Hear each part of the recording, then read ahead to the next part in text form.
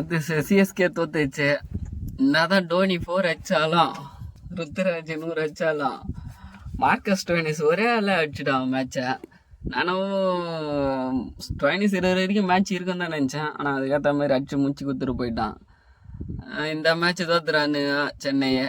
எனக்கு கொஞ்சம் சந்தோஷம் தான். எம்ஐ சென்னை வெளியே வந்துடணும், சிஎஸ்கே எம்ஐ வெளியே வந்துட்டானுங்கன்னு ஆர்சிபி கூட வந்துடணும். அதில் வேறு எந்த டீம் வச்சாலும் எனக்கு கொஞ்சம் சந்தோஷம் தான். லக்னோ வச்சா சந்தோஷம், டிசி வச்சா சந்தோஷம் தான். மிச்சம் எந்த டீம் வச்சாலும் கொஞ்சம் கடுப்பு தான். மிச்ச டீம்லாம் அடிக்கக்கூடாது. ஆனால் எனக்கு தெரிஞ்சு சன்ரைஸ் தான் அடிப்பானுங்க போல். அடுத்த மேட்ச் வேறு சன்ரைஸ் சென்னை கூட. டேய் சென்னை நல்ல டீமாக செட் பண்ணுங்கடா. அவனுங்க 300 ரன் அடிக்க போகிறானு. உங்கள் கூட தான் அடிக்கணும். 300 ரன் அடிச்சானுங்கன்னா நல்லா இருக்கான். போன மேட்ச் கொஞ்சம் உங்கள் கூட தான் கொஞ்சம் கம்மியான ரன் அடிச்சானுங்க. திருப்பி அடிக்க முடியுமா? அவனுக்கு ஃபஸ்ட் பேட்டிங் எடுத்து ஒரு 300 ரன் அடிக்கணும். அடிச்சானுங்கன்னா எப்படி அடிக்க போகிறானுங்க தெரில. சென்னை கொஞ்சம் சிரிப்பாக தான் இருக்குது. அடுத்த மேட்ச் சென்னைக்கு நினச்சால. பார்ப்போம் எப்படி தான் போகுதுன்னு பார்ப்போம். அவனுக்கு என்ன தான் பால் போட்டாலும் போட்டு பொழப்பானுங்க.